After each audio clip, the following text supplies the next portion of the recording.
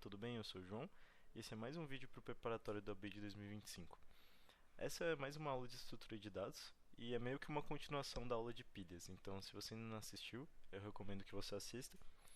E a fila é mais uma estrutura de dados linear que é bem vizinha da pilha, só que tem algumas operações que são diferentes e no mais, ela ainda é bem útil para resolver muitos problemas. Ela é muito utilizada em algoritmos de grafos, para realizar a conhecida busca em largura e tem outras aplicações, mas por hora a gente vai ficar mais com o funcionamento dela e o entendimento para depois vocês poderem aplicar em outros problemas mais complexos. Então vamos nessa. Explicando primeiro o comportamento da fila, uma fila ela é basicamente o tipo de dado abstrato que tem a definição de que o primeiro elemento inserido é o primeiro a ser removido. Essa estratégia a gente caracteriza com o nome FIFO, que é First In, First Out, e de acordo com a sua interface, a fila não permite o acesso aleatório aos seus elementos. Isso é bem similar ao da pilha.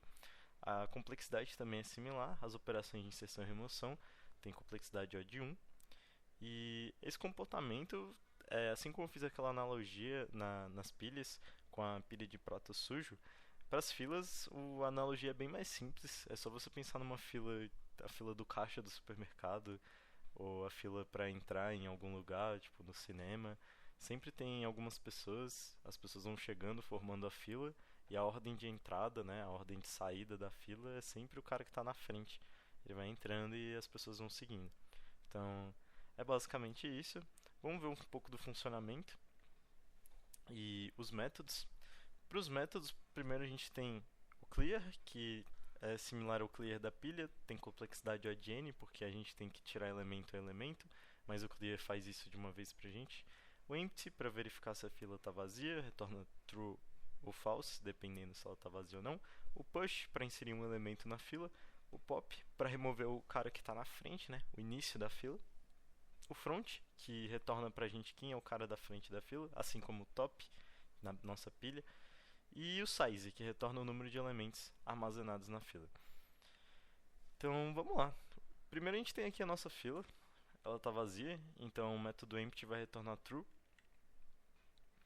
Se a gente fizer um push do elemento 5, ele vai aparecer aqui.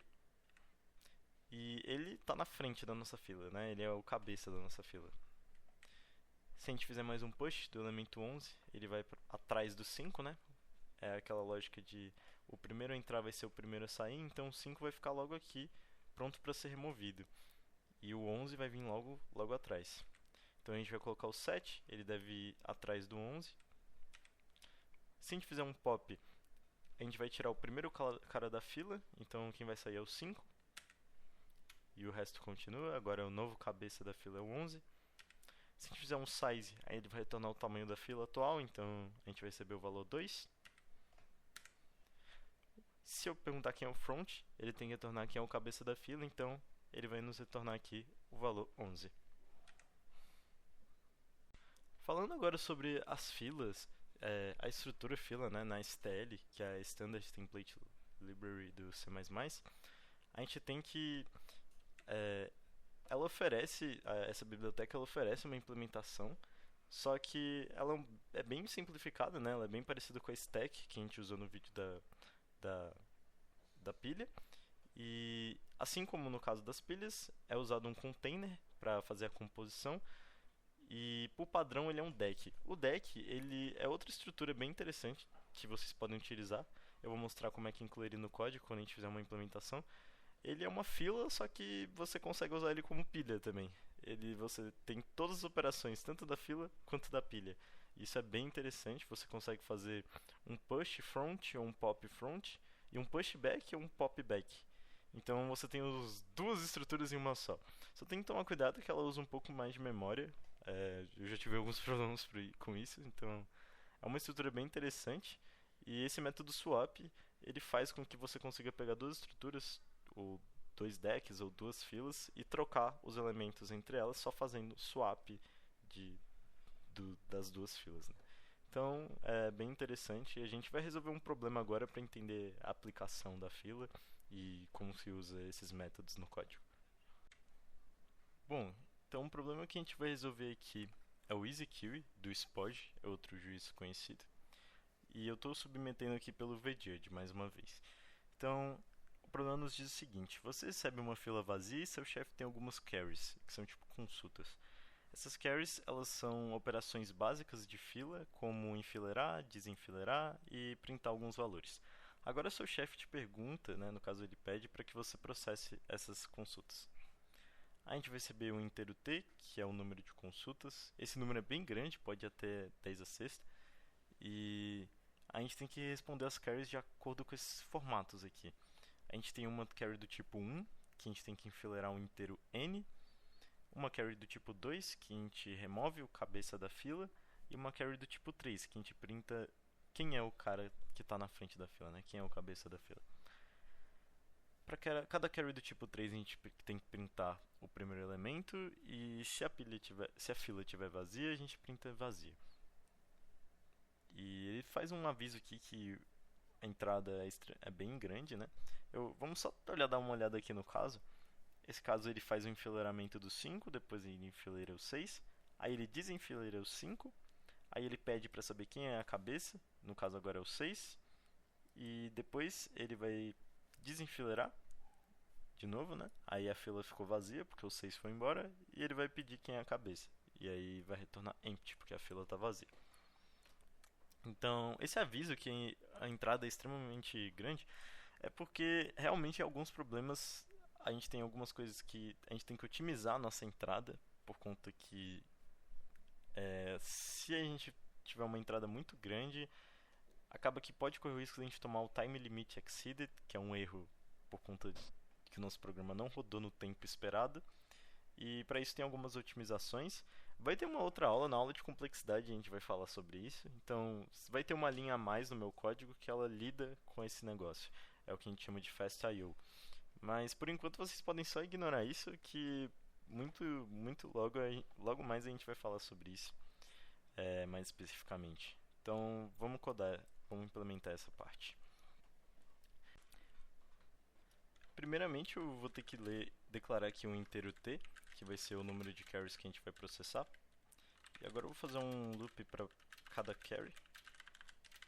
E aqui dentro eu preciso ler o tipo da nossa carry. Eu vou declarar ele como Q, um inteiro Q, e eu faço a leitura. Aqui a gente pode dividir isso em três casos, né? Porque a gente tem três valores possíveis, ou o Q vai ser igual a 1, ou o Q vai ser igual a 2. Caso contrário, ele foi 3, então ele vai entrar aqui dentro. Se for do tipo 1, a gente vai enfileirar um elemento n. Então eu vou declarar aqui um n, vou fazer a leitura dele. E caso seja do tipo 2, a gente vai desenfileirar, do tipo 3 a gente tem que verificar se está vazio ou não, e se não tiver, a gente printa o cara da frente. Agora a gente tem que usar a nossa query, né, de fato. E para usar a nossa query, a gente pode tanto incluir, assim como no vídeo de pilha, um header chamado query, mas não é necessário. Se a gente tiver a nossa bits, esse outro header ele tem todas as estruturas já implementadas da STL para a gente poder utilizar. Então aqui a gente pode declarar uma query do tipo inteiro, que eu vou chamar de fila, e para a operação 1 a gente vai enfileirar o nosso elemento n. Então vou fazer um fila.push de n. Para a nossa operação 2 a gente vai desenfileirar, então a gente vai dar um pop. Só que a gente precisa verificar, é bom verificar sempre que você puder se está vazio ou não a nossa fila. Então eu vou dar uma olhada que se not fila.empty, eu vou fazer um fila.pop. E beleza, a operação 2 está funcionando, então agora só falta a operação 3, que a gente precisa consultar quem é o topo da fila. O topo não, né? O cara da frente da nossa fila. Se o cara da frente da nossa fila existir, a gente printa ele, se não é porque a nossa fila está vazia e a gente tem que printar empty. Então a gente vai verificar exatamente isso. Se a nossa fila estiver vazia, a gente vai printar aqui empty. Caso contrário, a gente pode printar aqui o topo, o topo não, né? O cara da frente da nossa fila, que é o nosso fila.front. E é basicamente isso. Acho que isso já funciona, vamos rodar para esse caso de teste. Funcionou. Se vocês quiserem ver a implementação com deck também, a implementação com deck É só trocar isso daqui por deck. Eu vou mostrar, vamos submeter essa daqui primeiro. Enquanto julga, a gente faz a outra implementação. Com deck, que é a Double-Ended Kiwi, ela tem um formato tanto de pilha quanto fila, a gente pode fazer algo bem similar. A gente troca aqui onde estava Kiwi por deck, e aqui a gente pode fazer o push normalmente, só que a gente quer fazer um pushback. A gente quer jogar os elementos sempre atrás. O cara vai chegando na fila e vai indo atrás. E aí, quando a gente quiser fazer o pop, a gente vai tirar o cara da frente. Então a gente vai fazer um pop front. O deck tem todos os outros métodos iguais, né? Então a gente consegue manter o resto da estrutura. Vamos dar um clear aqui e vamos rodar para ver se funciona. Funcionou, muito bom. E a única desvantagem do deck é que ele usa um pouco mais de memória, já que ele carrega as duas estruturas sozinho, né?